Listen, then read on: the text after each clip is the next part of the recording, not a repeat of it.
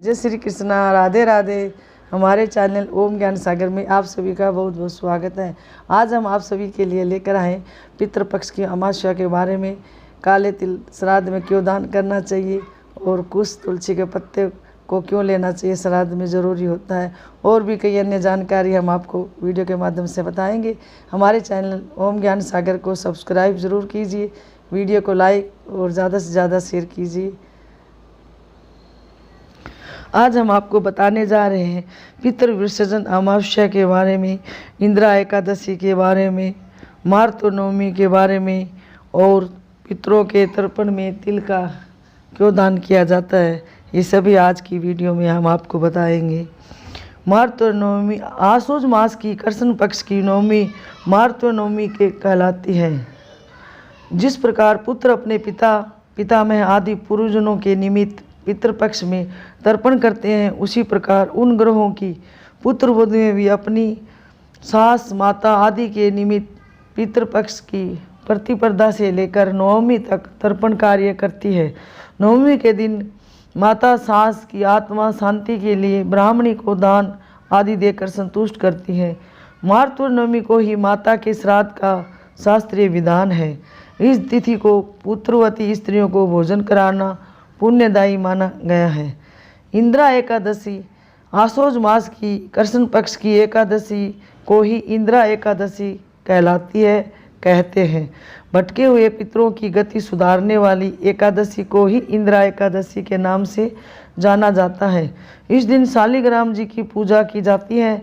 इस दिन शालिग्राम जी पर तुलसी दल अवश्य चढ़ाना चाहिए। पुराणों में कहा गया है कि सतयुग में इंद्रसेन नामक एक राजा था। एक दिन नारद जी उनके यहाँ पधारे और कहने लगे, हे राजन, मैं यमलोक से आ रहा हूँ। वहाँ पर तुम्हारे पिता बड़े दुखी हैं। तुम उनकी सद्गति के लिए आश्वयुज माह कृष्ण पक्ष की एकादशी का व्रत करो। इस व्रत के प्रभाव से तुम्हारे पिताजी को मोक्ष प्राप्त होगा। इंद्रसेन ने नारद जी के कहने पर आश्वयुज कृष्ण एकादशी को व्रत किया। उसके करने से पिता यमलोक की से मुक्त होकर स्वर्गलोक को चले गए। राजा की ये देखा देखी अनेक प्रजा को इस व्रत करने लगी और व्रत रखने लगी। आश्वयुज मास की अमावस्या को ही पितृ विसर्जन अमावस्या कहते हैं, नाम से जाना जाता है। इस दिन ब्राह्मण को भोजन तथा दान देने से पितर तृप्त हो जाते हैं तथा वे अपने पुत्रों को आशीर्वाद देकर जाते हैं। जिन परिवारों को अपने पितरों की तिथि याद नहीं रहती, उनका श्राद्ध भी इसी अमावस्या को कर देने से पितर संतुष्ट हो जाते हैं। इस दिन शाम को दीपक जलाकर पूड़ी पकवान आदि बनाकर दरवाजे पर रखे जाते हैं, जिसका यह अर्थ होता है कि पितर जाते समय भूखे न रह जाए। इसी प्रकार दीपक जलाने का भी रिवाज उनके मार्ग में अलौकिक करना होता है। कुश को सबसे शुद्ध माना जाता है और ये भगवान विष्णु का अहम हिस्सा है, इसलिए श्राद्ध कार्य में इसका होना बहुत जरूरी होता है। धार्मिक ग्रंथों के अनुसार माने तो कुश की उत्पत्ति भगवान विष्णु के रोम से हुई थी और इसे धारण करने तर्पण करने से मृतक की आत्मा को वैकुंठ की प्राप्ति होती है। पितृपक्ष में श्राद्ध के दौरान तिल का प्रयोग भी जरूरी होता है, क्योंकि तिल की उत्पत्ति भी विष्णु जी से हुई है। ये नारायण के पसीने से निकला है। ऐसे में इससे पिंडदान करने से मृतक को मोक्ष की प्राप्ति होती है। तर्पण क्रिया में काले तिल पितृकर्म करना शुभ माना जाता है, क्योंकि ये विष्णु जी का प्रिय होने के साथ ये यम देवता को भी समर्पित होता है। इसलिए पिंडदान करते समय चावल के साथ काला तिल मिलाया जाता है। श्राद्ध पक्ष में की जाने वाली पूजा में तुलसी दल भी महत्वपूर्ण होता है, क्योंकि माना जाता है कि तुलसी कभी अपवित्र या बासी नहीं होती। इसलिए इस दिन चढ़ाई गई तुलसी का प्रयोग दोबारा किया जा सकता है। पुराने ग्रंथों के अनुसार तुलसी ब्राह्मण गौ एवं तिल मोक्ष प्रदान करने वाले हैं।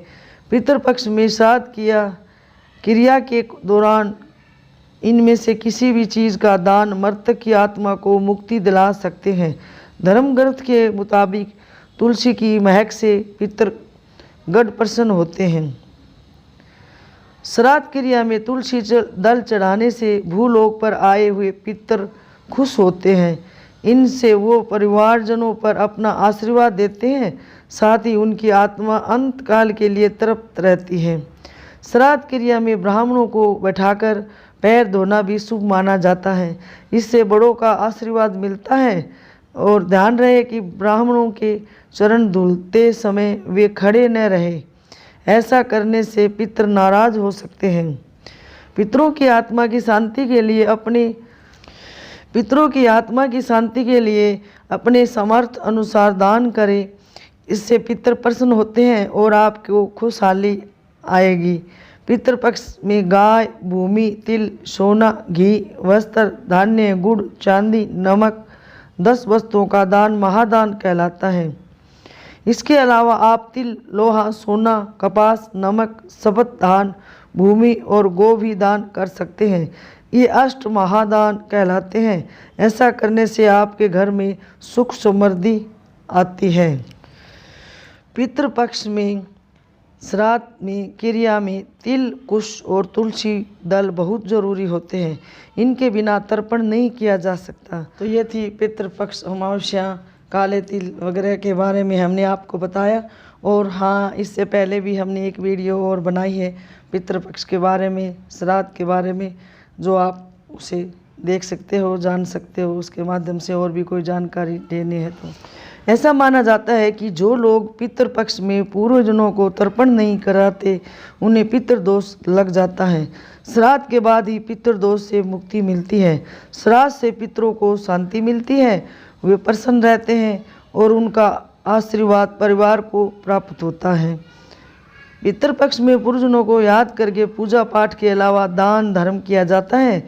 इन दोनों ग्रहों की शांति के लिए भी दान पुण्य और पूजा पाठ किए जाते हैं ताकि हम पर पूर्वजनों की कृपा बनी रहे। इन दिनों श्राद्ध कर्म से मनुष्य की आयु बढ़ती है और पितृगण वंश विस्तार का आशीर्वाद देते हैं। परिवार के धन धान्य में बढ़ोतरी होती है। श्राद्ध में किए गए तर्पण से प्रसन्न होकर पूर्वजन स्वास्थ्य, बल से, धन धान्य और सभी सुखों का आशीर्वाद देते हैं। श्रद्धा पूर्वक श्राद्ध करने वाले के परिवार में कभी कलेश नहीं रहता और हमेशा सुख शांति बनी रहती है। ये थी हमारी जानकारी।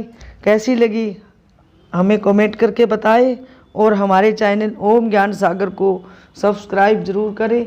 वीडियो को लाइक और सभी के साथ ज़्यादा से ज़्यादा शेयर करिए। धन्यवाद।